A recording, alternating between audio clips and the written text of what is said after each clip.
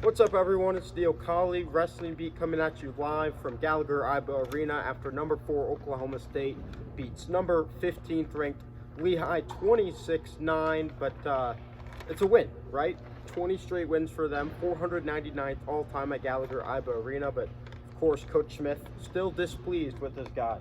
Yeah, I'd say the main topic of the post-conference was intensity. He talked about wanting to see more intensity, more push out of his guys. And the first 4 weights, 4 wins. But then after that, it kind of dropped off, and that was some of that intensity that was lacking that Coach Smith spoke upon. Yeah, Coach Smith saw a lot of talked about the effort of his guys today, and a lot in the word to summarize. A lot alongside intensity was minimum. He believed that a lot of these guys came out and gave their bare minimum effort. We saw Trevor Mastrogiovanni get a 5-1 decision over Jarrett Lane, a quality opponent, and then we saw Peyton Fix, second in the country, do his thing with a fall.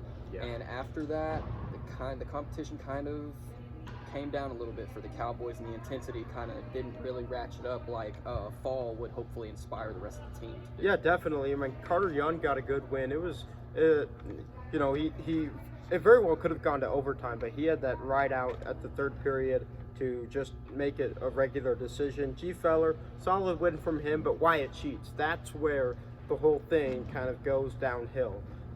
John Smith last week, he said, man, we need Wyatt to score takedowns.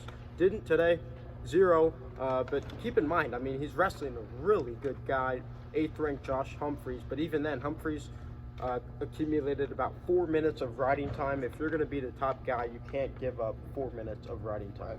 Yeah, definitely. Coach Smith talked about that 4 minutes of riding time, and speaking on how he knows Woods is a great wrestler, but you still got to be able to get out from on bottom, And then at the next weight, you had Jalen Harper filling in for Travis Whitlake again, out for the second consecutive duel.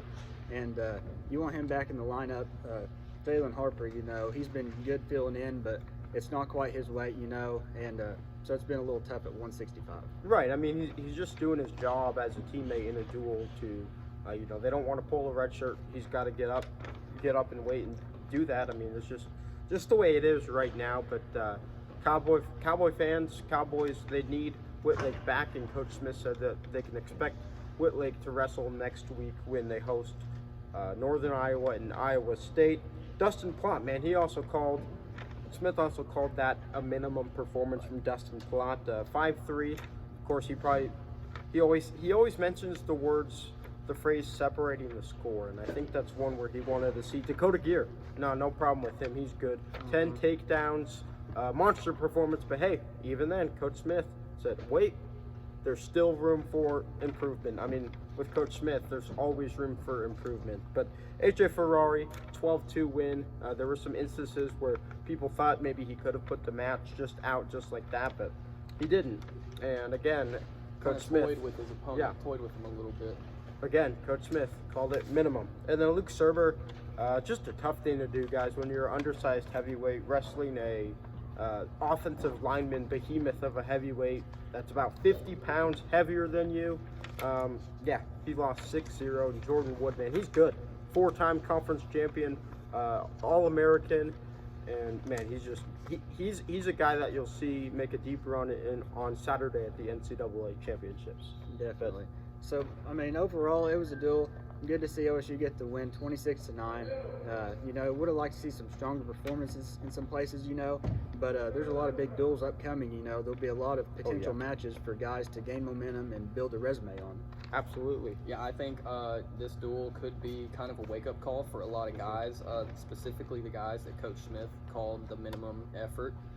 They're some of Oklahoma State's best wrestlers, right. And obviously it's understandable if they're competing with, say, unranked guys. They really shouldn't be. Like you said, Coach Smith believes they should be separating the score, and I believe we can look to see that in the next match. Yeah, I mean, Lehigh's a good team, but there were some instances where Coach Smith said, he always says, even if you're a college wrestler, even if you're ranked in the 20s, you're good, but you're not, he wants his guys to be, he doesn't want his guys to be All-Americans. He wants his guys to be national champions. I mean, that's just the Oklahoma State standard. For Rowdy Baribeau, Braden Bush, Adam Engel, thank you guys so much for watching, and we'll talk to you next week.